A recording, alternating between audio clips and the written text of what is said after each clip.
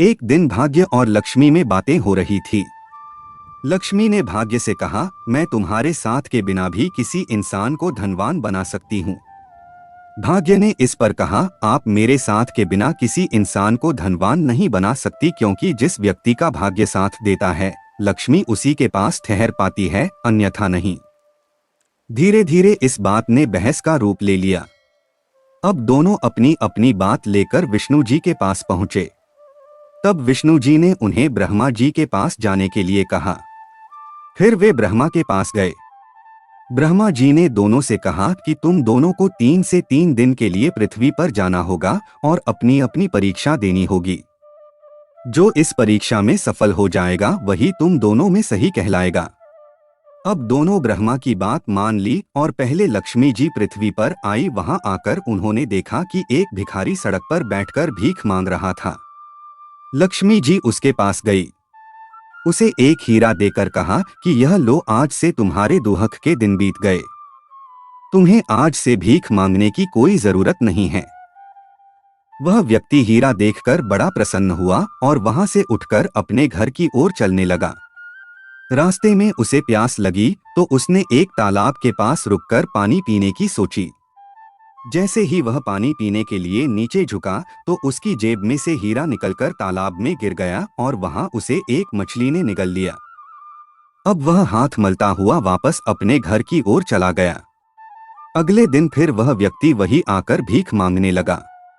लक्ष्मी जी उसके पास गई और उससे पूछा कि मैंने तुम्हें कल हीरा दिया था और तुम फिर भी भीख मांगने आ गए। तब उस व्यक्ति ने का बताया कि मैं तालाब पर पानी पीने के लिए रुक गया था और वहीं मेरा हीरा उस तालाब में गिर गया।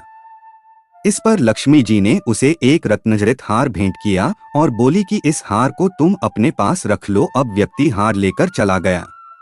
घर पहुंचकर उसने वह हार अपनी बाहर की अलमारी पर रख दिया और हाथ पैर धोने के लिए चला गया।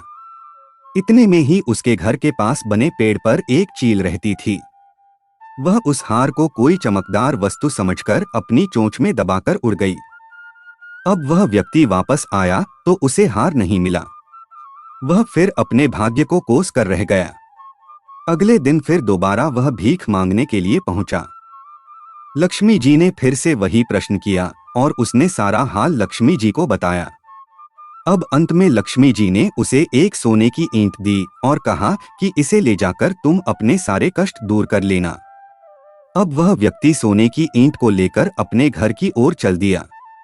घर जाकर उसने देखा कि घर पर उसकी पत्नी नहीं है, तो वह उस ईंट को चूल्हे में छुपाकर रख गया और अपनी पत्नी को ढूंढने के लिए चला गया।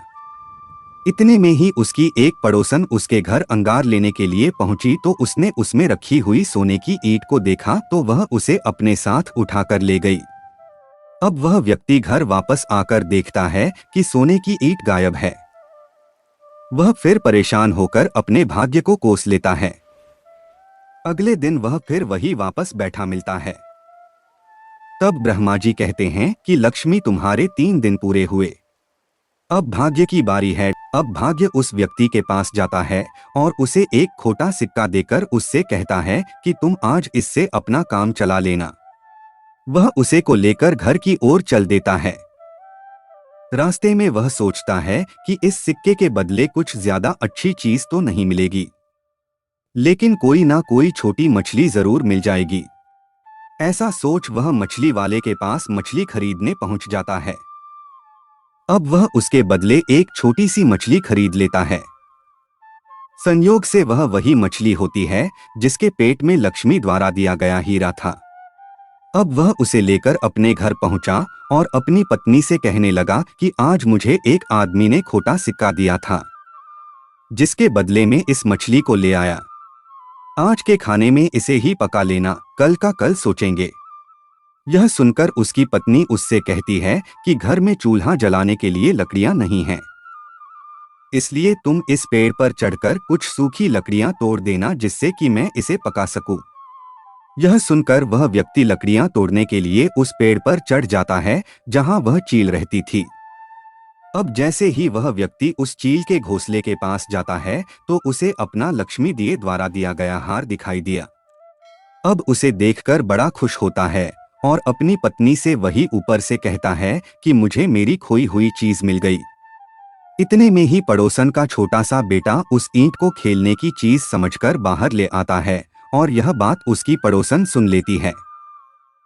वह सोचती है कि उस ईंट के बारे में बात कर रहे हैं। वहां स्त्री डरकर उसे ईंट को वापस दे देती है। इस प्रकार भाग्य साथ देती है और उसे उसकी खोई हुई तीनों चीज मिल जाती है। दोस्तों, कहानी कैसी लगी कमेंट करके जरूर बताएं और वीडियो को लाइक तथा चैनल को सब्सक्राइब करना मत भूलें। वीडियो को अंत तक देखने के लिए धन्यवाद।